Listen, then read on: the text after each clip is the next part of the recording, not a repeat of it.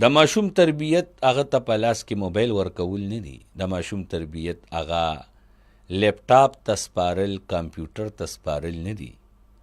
ماشوم تربیت مور او پلار بچی له، بچی له، اولاد له وخت ورکول او ټایم ورکول دي. مونږ په معاشره کې وګورو نو د هر چا په ژبه باندې دا الفاظ دي چې په سکولونو کې تعلیم ډیر دی،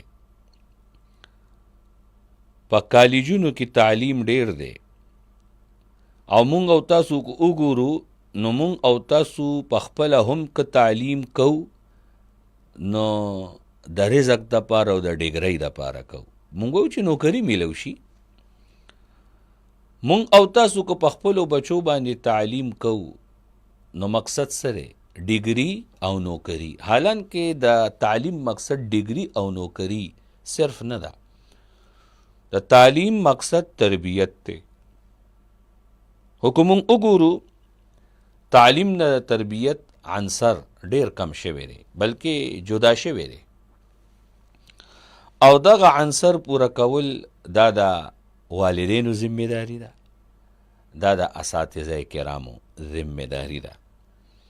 خوږو عزتمندو، د تعلیم کمې تربیت پوره کوي، د تربیت کمې تعلیم نه پوره کوي. نن که مونږ او تاسو وګورو زمونږه معاشرې کې پریشانی ده، فساد دی، خونریزي ده. زمونږ او تاسو په معاشره کې جنگ، جدال، قتل، قتال، ظالم ظلم کوي، پیسادار د پیسې په استعمال باندې، طاقتور د طاقت په استعمال او په بنیاد باندې غریب دباوي. دا څه شی دی؟ که هغه وګورې هغه به تعلیم کړي، هغه سره به ډیګري وي، هغه به د ګاډي خاون وي، د جیداد خاون به وي، خو دا ولې دی داسې کوي؟ په معاشره کې کمزورې دباوي. ولې داسې کوي؟ دا د تربیت کمی دی. کم پلار کمه مور چې بچی له